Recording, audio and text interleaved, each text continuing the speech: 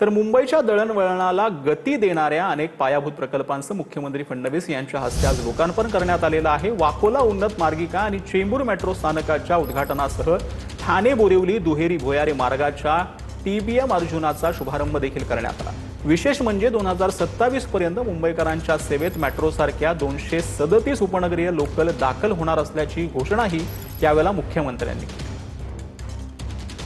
निर्णय घेऊन त्यांच्या ज्या 3 कोच फॅक्टरीज आहेत, ज्या ठिकाणी वंदे भारत ट्रेन बनतात, त्या ठिकाणी आता याचं प्रोडक्शन करायचा निर्णय केला आणि याची पहिली बॅच ही 2027 पर्यंत येणार आणि 2029च्या शेवटापर्यंत किंवा मार्च 2030 पर्यंत सगळे जेवढ्या संगमनेर रेल्वे आहेत आपल्या लोकल ट्रेन या मेट्रो प्रमाणे त्या ठिकाणी ऑटोमॅटिक, वातानुकूलित, स्वच्छ आणि रिडिझाईन अशा पद्धतीने सगळ्या नवीन ट्रेन्स त्या ठिकाणी येणार आहेत।